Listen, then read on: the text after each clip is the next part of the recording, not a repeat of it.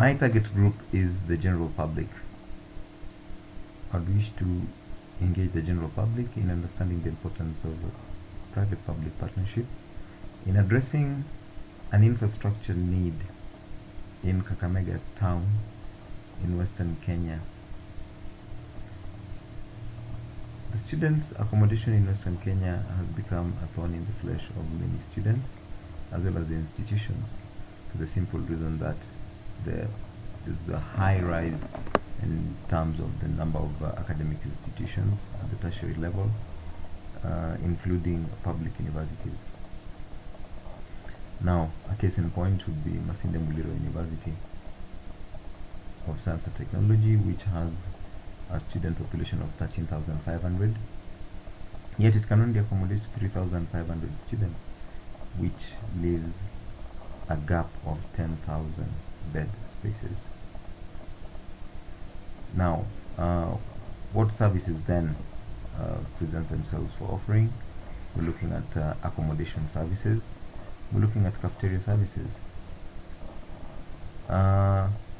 Statistics show that a university student will be comfortable having his or her meals within the confines of accommodation.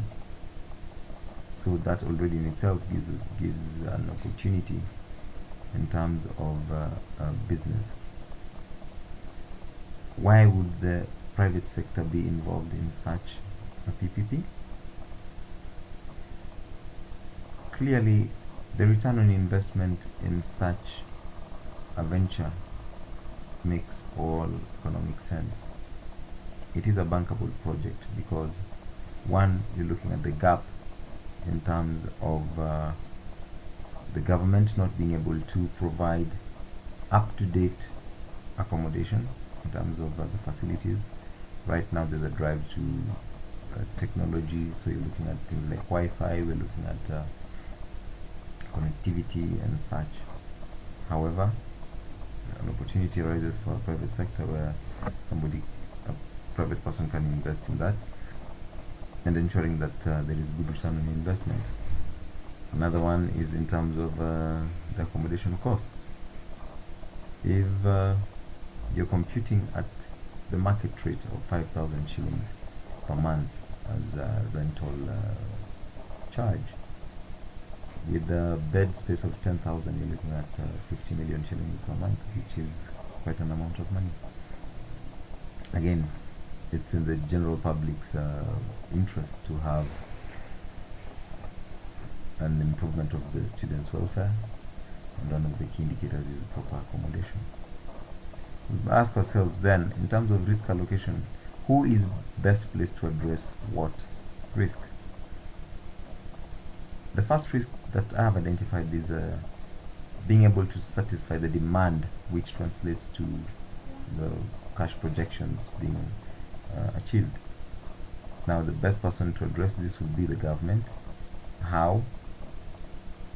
By ensuring that it is incorporated in the students' requirements.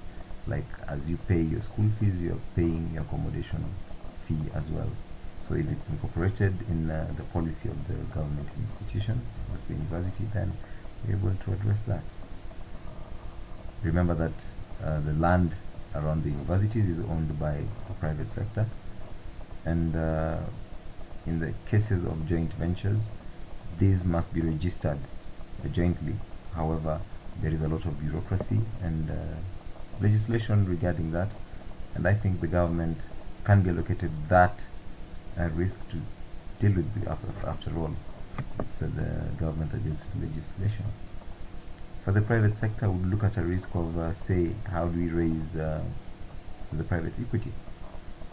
And again, sourcing for equity partners as mitigation is a function that would be allocated to the private sector.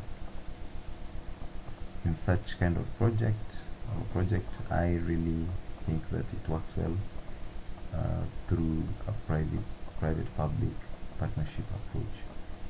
Thank you very much.